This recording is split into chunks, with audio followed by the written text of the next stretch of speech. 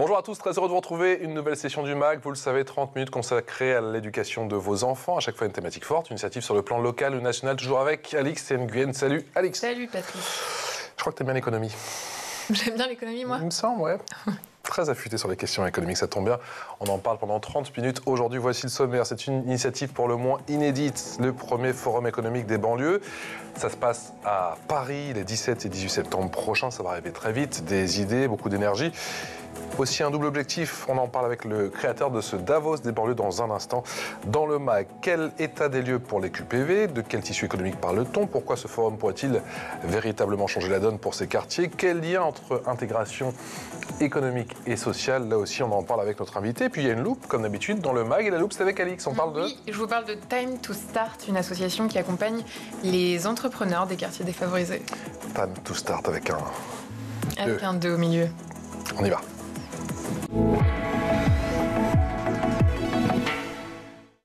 Et on est ravis d'accueillir sur le plateau de School TV Le Mag Aziz Seni. Salut Aziz. Bonjour. Je me permets le salut parce que c'est vrai qu'on se connaît depuis quelques années, même si on ne s'est pas forcément beaucoup recroisé, même si je suis avec beaucoup d'admiration ton parcours, président fondateur de l'association Quartier d'affaires. Tout à fait. Et Forum économique des banlieues, investisseur à impact. C'est comme ça que tu te définis. Pourquoi ? Parce qu'on peut gagner de l'argent en faisant du bien autour de soi. Un impact social ? Impact social, évidemment, et plutôt orienté quartier prioritaire de la politique de la ville. Donc, on peut rappeler combien il y a de QPV en France ? Il y en a 1506 en France et dans les dom-toms, il ne faut pas les oublier. Bien sûr. Ça représente 6 millions de personnes. 6 millions de personnes. Oui, c'est à peu près un Français sur 6 aujourd'hui habite en banlieue, dans ces banlieues. Avec une population assez jeune ? 40% de la population a moins de 25 ans. Un bébé sur 4 né aujourd'hui en banlieue. C'est le premier vivier de jeunesse de notre pays. Donc 20% de la jeunesse française globale vit aujourd'hui en banlieue. Donc c'est bien qu'on parle de la jeunesse en banlieue. Un Français sur 5 demain, un adulte sur 5 sera originaire de banlieue. Pas seulement que pour le foot, pour ceux qui ne te connaissent pas, Aziz Seni, quel est ton parcours ? Je suis originaire de Mantes-la-Jolie, quartier du Val-Fouré, j'y ai grandi et j'ai plutôt un parcours d'entrepreneur, investisseur à impact. J'ai créé ma première entreprise à l'âge de 23 ans et puis ensuite j'ai fait beaucoup de choses dans le secteur du transport de personnes, dans le secteur de l'investissement. J'ai créé un des tout premiers fonds à impact social français avec un monsieur qui s'appelle Claude Bébéard, le fondateur d'AXA. On connaît pas. Business Angel des cités qui s'appelle aujourd'hui Impact Partner. J'ai été aussi membre de la direction du MEDEF sous la présidence d'un grand entrepreneur qui s'appelle Geoffroy Roux de Bézieux. Qui sera là d'ailleurs. Qui sera présent. Les 18 et 19 septembre. Qui est aujourd'hui président de l'Alliance francophone patronale. Et donc, j'ai écrit plusieurs livres, dont une œuvre majeure de la littérature française qui s'appelle L'ascenseur social est en panne. J'ai pris l'escalier, qui s'est plutôt pas mal vendu, et puis un guide à l'entrepreneuriat. Et aujourd'hui, je suis président de l'association Quartier d'affaires, qui œuvre avec un objet social qui est celui d'aider les entreprises existantes, donc ces TPE, PME installées dans ces quartiers, à grandir. Beaucoup de choses ont été faites ces dernières années pour les start-up, les primo-entrepreneurs. Nous, on se focalise surtout sur les entreprises de plus de 2 ans, de plus de 50 000 euros de chiffre d'affaires et de plus de 1 salarié pour les aider à croître, pour les aider à grandir avec... Bien évidemment, l'impact social qui va derrière, c'est la création d'emplois, les opportunités de stage, les alternances dans ces territoires où on a quand même jusqu'à 23% de taux de chômage. C'est ce qui est en jeu, notamment parce qu'il y a un double objectif, on va en dire dans un instant, sur ce premier Davos, comme on le surnomme, ce premier Davos des banlieues. C'est un peut-être ce qui est en toile de fond. On oublie peut-être qu'effectivement, dynamiser encore un peu plus, mettre en lumière ce tissu économique dans les quartiers prioritaires de la ville, c'est synonyme d'emploi, c'est aussi synonyme de stage pour bon nombre de ces personnes. Pendant 30 ans, les gouvernements qui se sont succédés ont posé quelques questions. Ils se sont dit, en regardant ces territoires, qu'est-ce qu'on en fait d'un point de vue sécuritaire ? Qu'est-ce qu'on en fait d'un point de vue urbanistique ? Qu'est-ce qu'on en fait d'un point de vue social ? Mais la question de qu'est-ce qu'on en fait d'un point de vue économique ne s'est jamais réellement posée. Eh bien, nous, au cours du Forum économique des banlieues, non seulement on va poser la question, mais en plus, on va amener des réponses. Parce que la réalité... Tout le monde la connaît, il n'y a pas d'intégration sociale sans intégration économique. Ça ne peut pas fonctionner avec des poches de 23% de taux de chômage, une jeunesse extrêmement dominante, ça ne peut pas fonctionner d'un point de vue social. Donc nous, notre parti pris, c'est de dire on va activer massivement le levier économique d'abord en aidant le tissu de PME installés dans ces territoires, mais aussi en faisant la promotion de ces territoires auprès d'investisseurs français et étrangers. Il faut qu'il y ait un Choose banlieue comme il y a un Choose France. Il faut qu'il y ait un Made in banlieue comme il y a un Made in France. Donc c'est tout cela que nous voulons promouvoir dans l'intérêt de l'émergence de ces territoires. Et pourquoi vous avez choisi le nom Davos des banlieues ? Pour que vous me posiez la question, d'abord, c'est clairement marketing. Cette petite ville suisse. Et ensuite... où se réunissent effectivement chaque année les plus grandes puissances de la planète. Eh bien, c'est exactement ça. C'est notre méthode, c'est de réunir l'élite économique, politique, administrative, et de réunir les acteurs de l'inclusion économique de ces territoires pour réfléchir et surtout agir ensemble en faveur du développement économique de ces banlieues. Au Conseil social économique. Au Conseil Conseil économique, social et environnemental, CESE, à Paris. Ouais. Et sur 2 jours. Et l'idée, ce n'est pas simplement de réfléchir, c'est aussi d'agir. Durant ce forum économique des banlieues, nous avons mobilisé 100 millions d'euros de commandes, 100 millions d'euros de commandes publiques et privées à destination de ces entreprises. Et il y aura 900 millions d'investisseurs présents dans la salle. Donc ce n'est pas uniquement de belles personnes qui se réunissent en centre-ville pour réfléchir comme ça s'est fait 1000 fois sans réel résultat. On a vraiment du concret pour nos entrepreneurs qui seront là.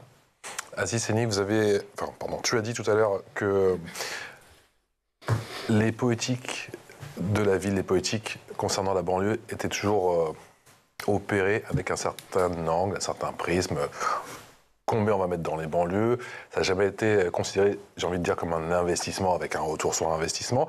Est-ce que justement, cet événement peut changer la donne? Et question connexe, est-ce qu'il a été facile de convaincre tous les investisseurs à venir justement à la mi-septembre? Est-ce que ça a été, est-ce que c'est un événement original? Oui. Est-ce que je le qualifie d'événement historique? C'est une rupture avec la manière de regarder les banlieues. On les regarde plus d'une manière misérabiliste, mais comme un potentiel économique, un potentiel social, un potentiel démographique, un potentiel fiscal, un potentiel. Et donc déjà, c'est une approche un peu nouvelle. Ensuite, j'ai commencé par aller convaincre le secteur privé. Non pas avec l'argument de dire « s'il vous plaît, à votre bon cœur », mais de leur dire « eh oh, il y a de la rentabilité et des choses pour vous de ce côté-là ». Et c'est avec cet argument un peu du compte d'exploitation de la rentabilité que j'ai convaincu les premiers, en disant « il y a un potentiel ». Vous pouvez gagner de l'argent, c'est votre objectif. Vous avez même le code de commerce vous oblige à gagner de l'argent. Eh bien, faites-le dans l'intérêt de tout le monde, dans l'intérêt de ces territoires, dans l'intérêt de ceux qui y habitent, dans l'intérêt de ceux qui sont implantés là à travers leur entreprise, et puis dans l'intérêt de votre groupe aussi, parce que vous avez des objectifs et des actionnaires.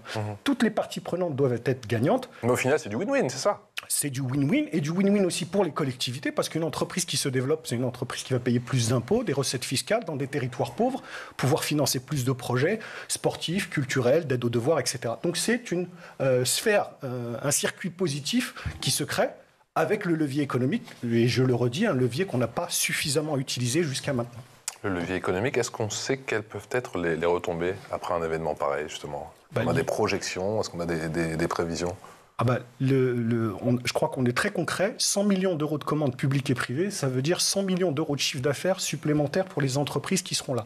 Donc, sur l'édition numéro 2, on validera et on verra combien là-dessus ont été actés, combien d'emplois... on travaille déjà sur l'édition numéro 2, là. On travaille sur l'édition numéro 2. Il y a un plan jusqu'à 2030.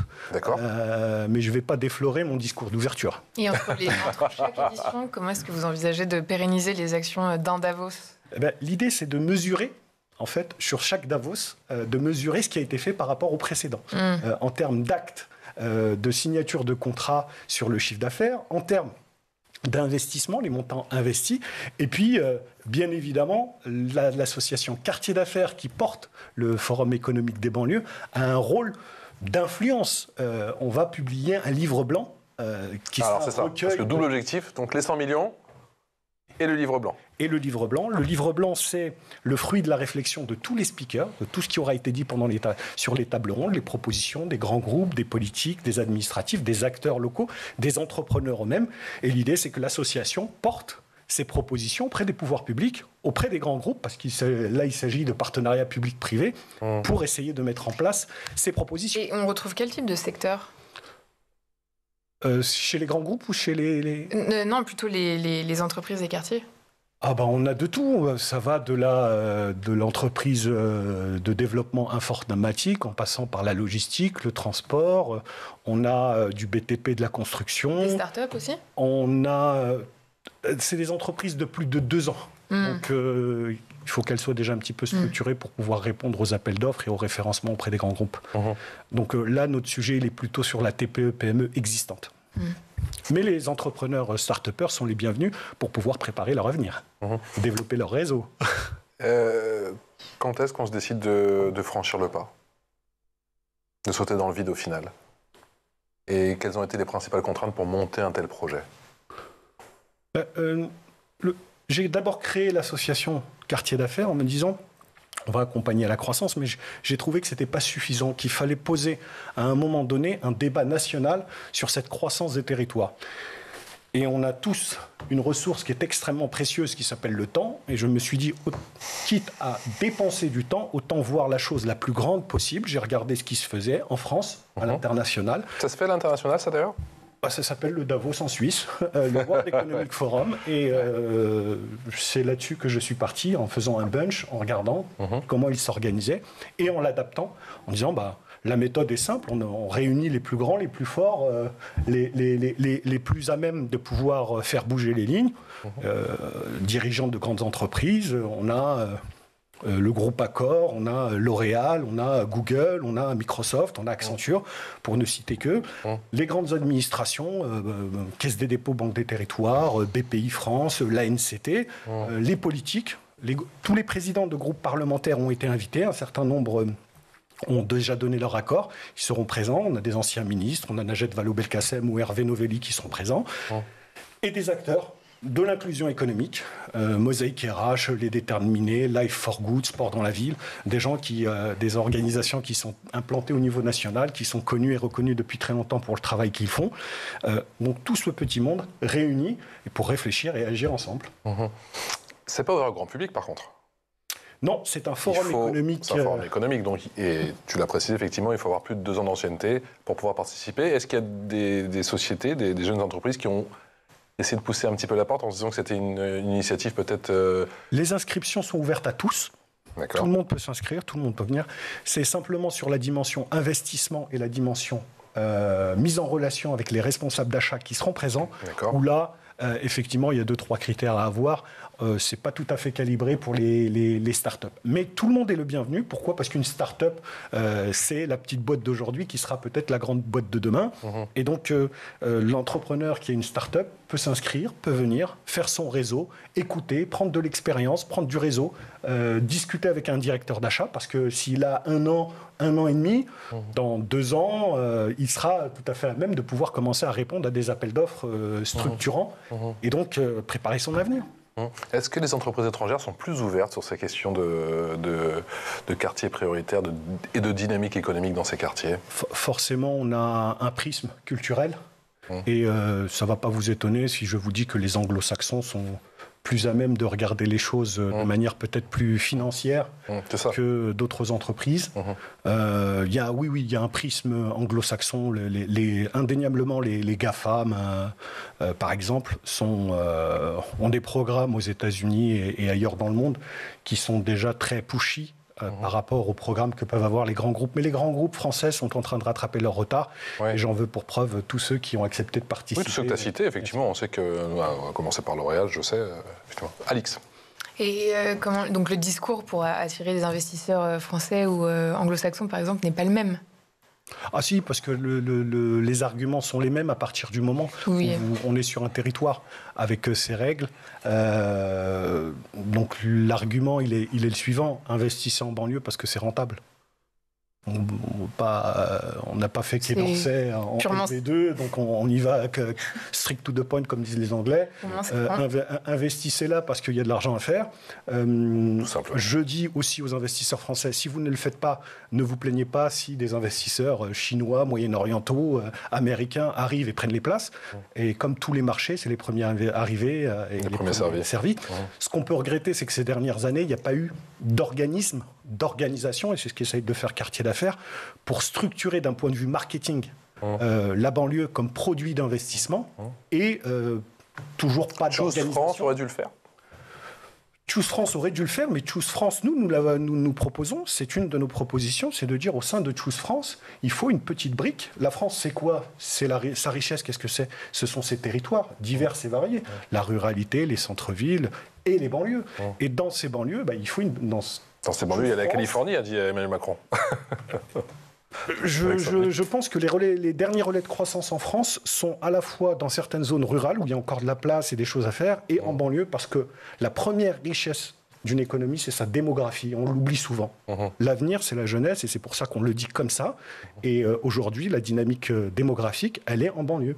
L'avenir, un investisseur aujourd'hui qui regarderait de manière très froide, il se dirait, en banlieue, 23% de chômage, qu'est-ce que ça veut dire? Ça veut dire 23% de potentiel de main-d'œuvre disponible. De la place pour du foncier, il y en a. Des dispositions fiscales intéressantes, il y en a. 2-3 signaux qui sont verts. Maintenant, ces 30 dernières années, personne n'a été vendre la banlieue à des investisseurs pour leur dire, écoutez, regardez là, il y a des choses pour vous. Et ça, c'est ce qui doit changer, et c'est ce que nous allons faire. Et justement, indépendamment de toute la dimension business, vous entendez changer la perception des banlieues plus largement grâce à ce forum? En tout cas, moi, je crois beaucoup à l'intégration sociale par l'économique. Qu'est-ce que ça veut dire? S'enrichir, qu'est-ce que ça veut dire? Ça ne veut pas dire avoir le yacht le plus grand de la marina. Ça veut dire simplement avoir une fiche de paye, pouvoir payer son loyer, remplir son frigo. Excusez-moi, étant originaire d'une famille ouvrière, on revient aux fondamentaux, payer le loyer, remplir le frigo, payer de quoi partir en vacances et les loisirs qui vont avec, etc. Bref, vivre dignement. Et c'est l'objectif. Et cet objectif, il ne peut pas se faire s'il n'y a pas d'emploi à proximité. Si on n'a pas d'emploi, on se retrouve marginalisé. Donc, il n'y a pas d'emploi sans employeur. Et l'emploi ne se décrète pas. Il est le fruit d'une logique. Quelle est cette logique? C'est qu'une entreprise, pour recruter, elle doit se développer. C'est parce qu'on a un carnet de commandes des clients qu'on recrute. Et donc, c'est ça la philosophie. C'est comment aider ce tissu de TPE, PME à grandir et puis aussi faire venir des investisseurs dans ces territoires. Aziz Seni, comment faire un véritable état des lieux des QPV?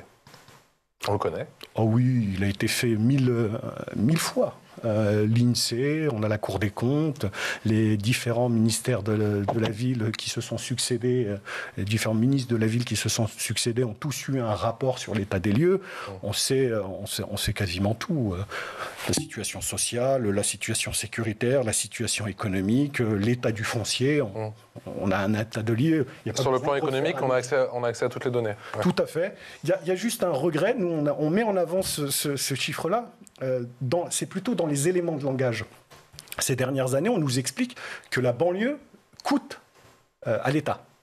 Et c'est vrai, il y a des investissements qui sont faits d'un point de vue urbanistique, d'un point de vue social, etc. Mais on ne dit jamais combien rapporte. Ouais. Et donc ça, on a une idée ou pas? Oui. Aujourd'hui, je peux vous dire, par exemple, que les 250 000 entreprises installées dans les 1506 quartiers prioritaires de la politique de la ville, c'est 75 milliards d'euros de chiffre d'affaires. Wow. C'est 200 000 emplois équivalents en bas, 180 000 exactement. Donc ce sont des chiffres, quand on présente la banlieue, on parle toujours des dépenses sans jamais parler des recettes. C'est surprenant.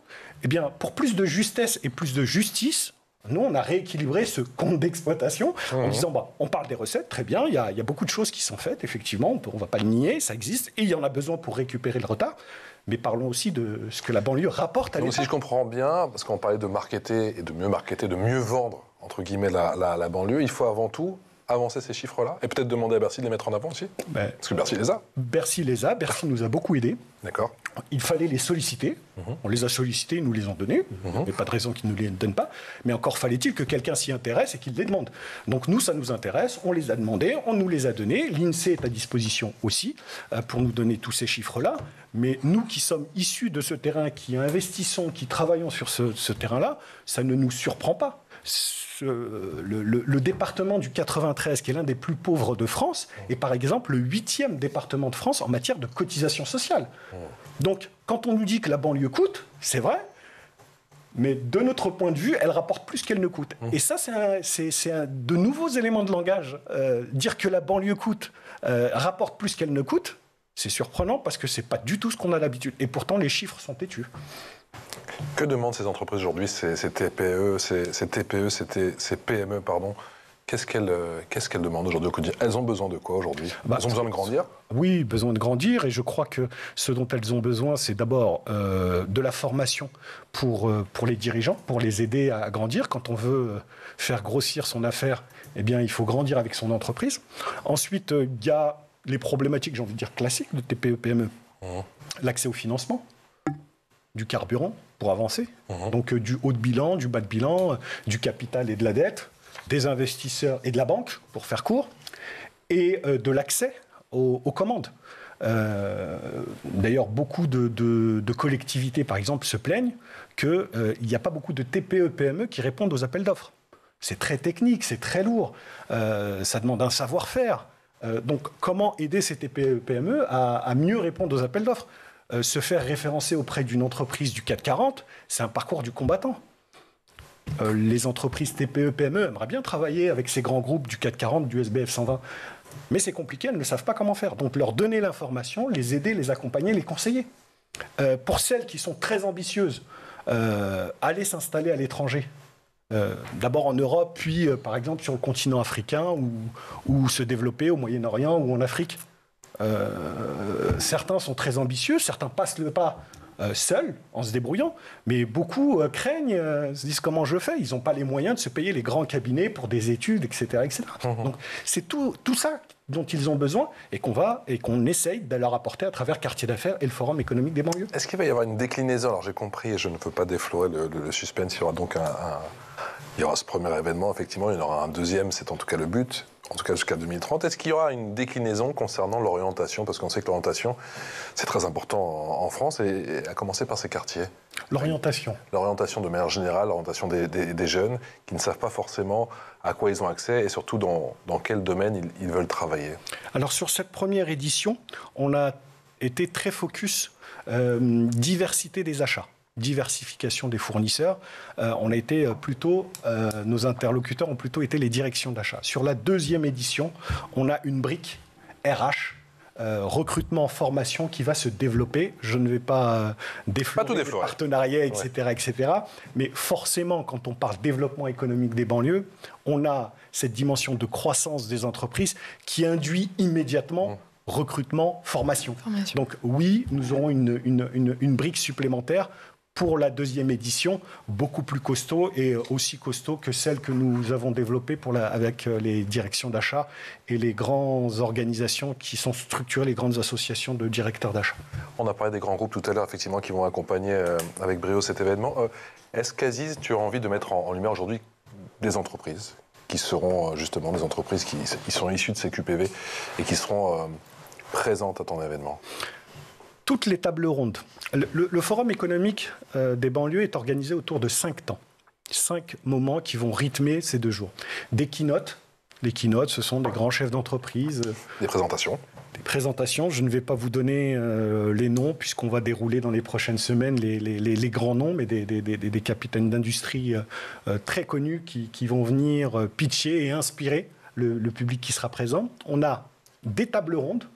Les tables rondes, c'est toujours 4 personnes issues des différents secteurs politiques, administration, grands groupes, mais évidemment, et sur chaque table ronde, des entreprises qui sont implantées dans ces territoires-là, des TPE, des PME, qui vont de 300, 400 000 euros de chiffre d'affaires à 10 millions. C'est grosso modo le segment sur lequel nous sommes. Donc, keynote, table ronde, nous avons des masterclass. Les masterclass, vous savez tous ce que c'est, un moment très technique, très orienté, avec des partenariats comme LinkedIn, par exemple, qui vient expliquer comment booster son business grâce à la plateforme. Nous avons un écrivain qui sera là pour nous parler de l'histoire du développement économique de ces banlieues. C'est un sujet intéressant de savoir d'où on est parti, où est-ce qu'on en est, pour mieux se projeter. Donc, keynote, table ronde, masterclass, et ce qu'on appelle des reverse pitch. Habituellement, ce sont les entrepreneurs qui pitchent devant des investisseurs ou des directeurs d'achat pour vendre ce qu'ils ont à vendre. Et bien là, on fait l'inverse. C'est l'investisseur qui vient pitcher son fonds ou son organisation d'investissement, dire voilà, moi je suis Raise Capital, ma philosophie d'investissement c'est tel montant, tel ticket, ma durée dans le capital c'est tant, ma gestion des relations c'est comme ça. Si vous êtes intéressé, voilà mon numéro, voilà mon email. On peut aller tout de suite discuter. Idem sur les directions d'achat publiques, privées. Pourquoi vous avez décidé de le faire dans ce sens-là ? Parce qu'on est des originaux, parce qu'on ne suit pas, on n'a jamais... on ne s'inscrit pas dans des codes. On est des insoumis de l'économie, on est des casseurs de codes et on ne veut surtout pas... Parce que les mêmes méthodes conduisent aux mêmes résultats et on n'a pas du tout envie de faire ce qui s'est passé dans l'histoire. Parce que si on fait ce qui a été fait, on va avoir les mêmes résultats. Nous, on va faire autre chose. On veut vraiment une rupture, on veut oser cette rupture-là. Et donc, dans cette façon de faire, les investisseurs et les directeurs d'achat ont été très étonnés parce que, évidemment, ce n'est pas du tout une façon de faire. Mais ce n'est pas grave, c'est la nôtre. C'est l'heure de la loupe. Et la loupe, c'est avec Alix.